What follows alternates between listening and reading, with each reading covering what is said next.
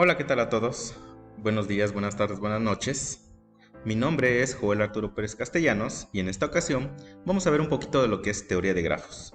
Es un tema muy interesante dentro de la materia de matemáticas discretas, pero la materia que imparto dentro de una universidad y que les va a servir a mis estudiantes para realizar diversos ejercicios y aplicaciones dentro de la clase.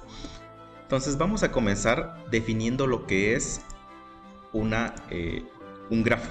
Entonces vamos a decir que un grafo G es una pareja ordenada.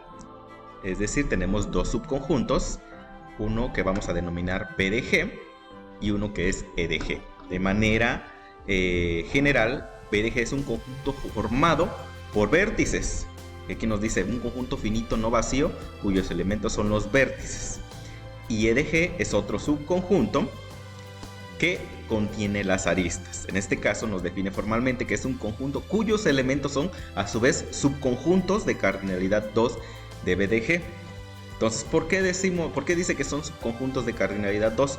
Porque una arista va a unir dos vértices. Entonces lo vamos a ver representado por una arista de inicio, perdón, un vértice de inicio y un vértice final. Y en esta otra diapositiva vemos cómo lo vamos a representar. Vamos a representar, por ejemplo, a una arista E por U y B, donde U y B son dos vértices. Entonces, esta arista que vamos a denominar E va a unir a U con B. ¿Sale? Entonces, U y B son los extremos de esta arista que denominamos E. Entonces, de manera general decimos que los extremos de una arista son incidentes con esta arista y al revés. ¿Sale? Entonces, dos vértices son adyacentes si existe una arista que los une. ¿Sale? Entonces lo acostumbramos a denotar U, B como un subconjunto o V o BU si tiene doble dirección en este caso. Entonces, ¿cómo vamos? Esta es la parte teórica. ¿Cómo lo vamos a ver representado? Entonces aquí, por ejemplo, tenemos un ejemplo de este grafo y las aristas, como vemos aquí, en la definición vimos que tenemos dos conjuntos, uno B de G y otro E de G. Entonces, los vértices, en este caso, normalmente los representamos por círculos, lo que son los vértices. Aquí tenemos 1, 2, 3 y 4. Estamos representando los vértices por números y por círculos. Y las aristas son aquellas líneas, así de manera gráfica, que van a unir a estos vértices. Y lo podemos representar de dos maneras. El primero de ellas, si tenemos nombrado cada una de las aristas, pues lo representamos con esa etiqueta. Por ejemplo, la arista que une al vértice 1 con el 2, pues la vamos a representar como E1. A la arista que va a unir 2 con el 3, lo vamos a representar con E2 y así sucesivamente. Esa es una forma si está etiquetado. Ahora, si supongamos que no están etiquetados, también lo podemos representar mediante sus vértices. Los vértices que une es la definición que habíamos visto anteriormente. Entonces tenemos que 1, 1, 2 es la arista que une al vértice 1, 2. 2, 3 es la arista que une al vértice 2, 3. 2, 4 es esta arista. Y 3, 4 es esta arista, la arista E3. Entonces podemos representarlo de dos formas, en este caso las aristas. Entonces así es como se representa de manera gráfica nuestro grafo. Y así lo vemos. Y lo vamos a ver en diversas aplicaciones de manera aplicada. Entonces a continuación vamos a ver algunas aplicaciones de los grafos. Entonces, en esta diapositiva le vamos a presentar algunas de estas aplicaciones. Por ejemplo, tenemos la prevención del lavado de dinero. En este caso, los analistas financieros pueden determinar la cercanía de las cuentas vinculadas a un conjunto de operaciones bancarias y determinar si alguna está relacionada con alguna cuenta sospechosa o registrada con un operador ilegal. Vean que es muy importante en este tipo de aplicaciones, bueno, en este caso en el lavado de dinero, ¿sale? Otra de las aplicaciones que podemos tener son los fraudes en tiempo real y es algo que se da muy a menudo. Entonces, en este caso, pues obviamente se puede ejecutar en cuestión de segundos cientos de consultas sobre millones de datos. Se pueden investigar transacciones y modelar situaciones que permitan detectar irregularidades a tiempo. ¿Sale? Otra de las aplicaciones que podemos tener, pues es obviamente la tecnología de grafos, en este caso aplicada a la manufactura. ¿Sale? Por ejemplo, la industria automotriz enfrenta retos importantes con el desarrollo y ensamblaje de los nuevos modelos. Entonces, en la actualidad un coche puede tener hasta 30,000 piezas que pueden o deben conectarse entre sí a la perfección. Entonces, gracias a la teoría de grafos, pues los procesos de consultas, análisis y simulación son más eficientes y obviamente nos ayudan a entender los cambios de forma simple. ¿Sale? En respecto a esto también a la manufactura, tenemos la rastreabilidad. ¿Sale? Entonces, ya que los grafos, en este caso, pueden contener diferentes tipos de datos e información relevante, que va más allá de su formato estructurado o no, puede ser combinada para consultas transversales. ¿Sale? Otra aplicación muy importante y que se da en el comercio electrónico es la gestión de clientes. ¿Sale? La gestión de clientes, pues obviamente es muy importante.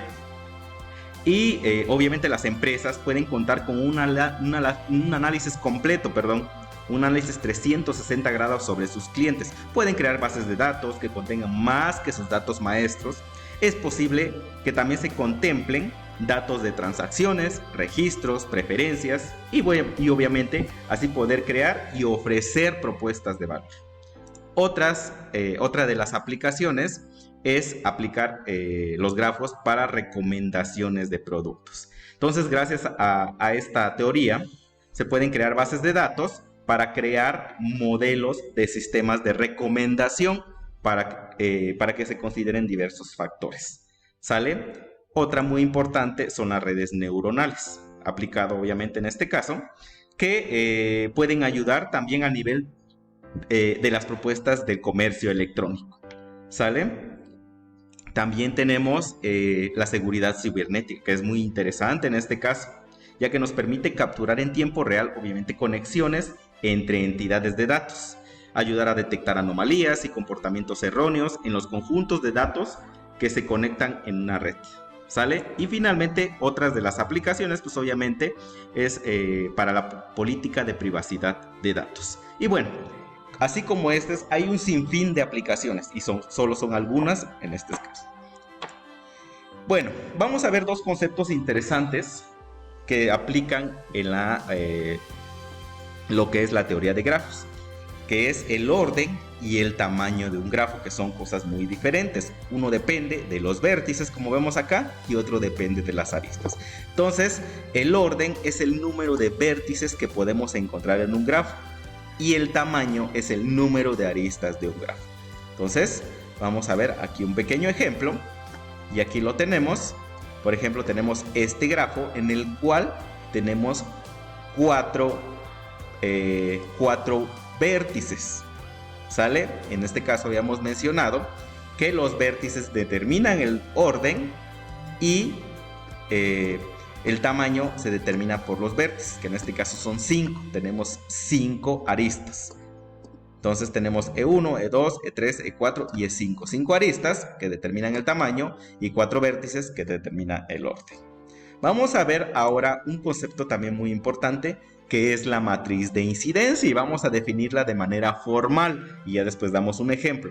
La matriz de incidencia es cuando ya tenemos un grafo G, que aquí lo estamos definiendo, con un conjunto de vértices de 1 hasta n y un conjunto de aristas de E1 hasta EM, que si lo tenemos representado de esta manera, es decir, con n vértices y con m aristas. Entonces, la matriz de incidencia es una matriz M que está definida por I filas y K columnas, donde I representa a los vértices de 1 hasta n y K representa a las aristas de 1 hasta m. Entonces, en este caso, las filas van a ser los vértices y las columnas van a ser las aristas. Entonces, cada lugar de nuestra matriz va a estar etiquetado con 1 si EK, es decir, la arista, incide en I, es decir, en algún vértice y 0 en este caso. Es decir, si encontramos a la arista que incide con un vértice, le colocamos en 1, y si no incide con el vértice, no lo colocamos. Es decir, si hay un tipo de toque, o es decir, tiene una relación en este caso. Y vamos a ver un ejemplo. Aquí tenemos un ejemplo con este grafo. En este caso, este grafo tiene 2, 4, 6, 7 nodos o 7 vértices, que es A, B, C, D, E, F, G. Lo podemos representar también de esa manera, no solamente con números, y tenemos también 8 aristas. Entonces, como habíamos dicho, vamos a representar los vértices como las filas y las aristas como las columnas. Y habíamos mencionado que vamos a etiquetar con 1 aquellas que tengan una incidencia o incide con el vértice, con la arista. Entonces, por ejemplo, vámonos con, en este caso, con la arista o con el vértice, perdón, A. Vamos a ver con cuáles incide. En este caso vemos aquí el arista solamente incide con el vértice, con la arista, perdón, E1. Entonces solamente a ese le vamos a colocar 1 y a todos los demás 0, porque no hay ninguna relación, no hay ninguna incidencia o no incide. Entonces nada más colocamos aquí el 1 y para los demás vamos a colocar 0. Nos vamos ahora con el vértice B. En este caso el vértice B incide con E1, E2, E4 y E6. En esos 4 vamos a colocar 1 y en los demás vamos a colocar 0. Entonces colocamos en E1, 1, E2, 1, E3, 0, porque no incide con E3, no hay relación con E3, E3 está acá. E4, 1, E5, 0, E6, 1, porque aquí incide con E6.